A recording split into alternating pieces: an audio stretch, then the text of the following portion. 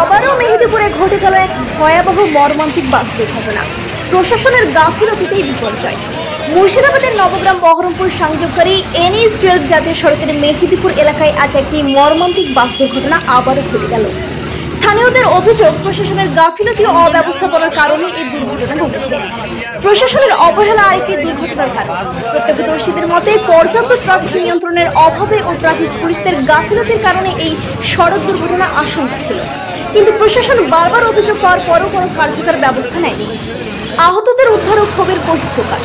দুর্ঘটনার পরপরই বহরমপুরের নবগ্রাম থানার পুলিশ ঘটনাস্থলে পৌঁছে আহতদের উদ্ধার করে মুর্শিদাবাদ মেডিকেল কলেজ অ্যান্ড হাসপাতালে পাঠান। তবে স্থানীয় বাসিন্দারা পুলিশ ও প্রশাসনের বিরুদ্ধে তীব্র ক্ষোভ প্রকাশ করেন।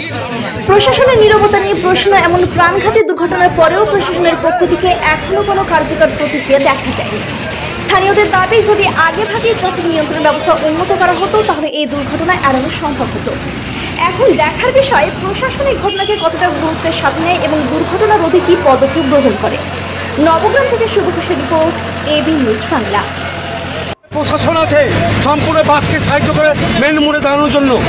আমরা বারবার বলি প্রশাসনকে, বারবার বলি কি বাসটা মেন মোড়ে দাঁড়া করেন না, আপনি টপিকটা দাঁড়া করেন। একটা কোম্পানি সরকারি লেভেলে বহু টাকা দিয়ে খরচ করা আছে এই টপিকটা চালু করেন। বহরমপুরের ট্রাফিক পুলিশ একটা কথা আমাদের মানে না।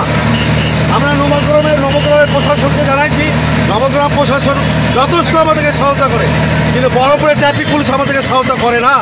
এই যে কতজন ক্ষতি হয়েছে বলে মনে হচ্ছে? প্রচুর মোটামুটি 20-25 জন আহত হয়েছে।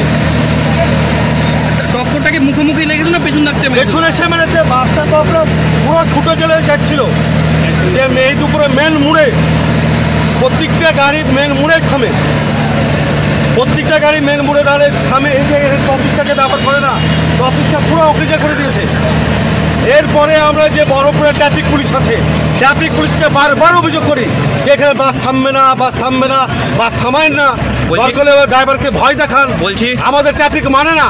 প্রশাসনের ভুলের কারণে অ্যাক্সিডেন্ট, প্রশাসনের ভুলের কারণে এটা বহরমপুর ট্রাফিক পুলিশের প্রশাসনের কারণে একটা ভুলের কারণে এই অ্যাক্সিডেন্টটা। আজ ওই প্রশাসন যদি বলতো কি বহরমপুরের এই যে নবগ্রামের গাড়ি যতগুলো আসছে নবগ্রাম থেকে বহরমপুর সোজা, এই ট্রাফিকে যদি বাসগুলো থামে তো অনেক নিরাপদ। আপনারা এই ট্রাফিকে কতটা বড় জায়গা একটা আপনি দেখেন। আর আমার যে মেহেদীপুর মোড় পপারে এইদিকে বাস যে দাঁড়াচ্ছে, আপনার বহরমপুর সোজা যে আমার আদমপুর মেহেদীপুরের যে মিডিলের রাস্তার ওখানে বাস দাঁড়িয়েছে, লোক চলাফেরা খুব অসুবিধা হচ্ছে।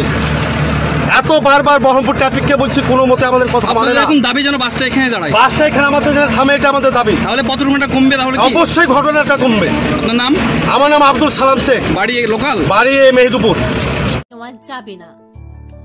গর্ভবতী স্তন্যদায়ী মা টিবি রোগের জন্য ওষুধ খাচ্ছেন, HIV যুক্ত, ক্যান্সার, অঙ্গ প্রতিস্থাপিত অসুস্থ ব্যক্তি গত 3 মাসের মধ্যে রক্ত দেওয়া বা নেওয়া হয়েছে, আগে কোনো টিকা নেওয়ার পর গুরুতর পার্শ্ব প্রতিক্রিয়া হয়েছে, HIV সংক্রমণের ঝুঁকিপূর্ণ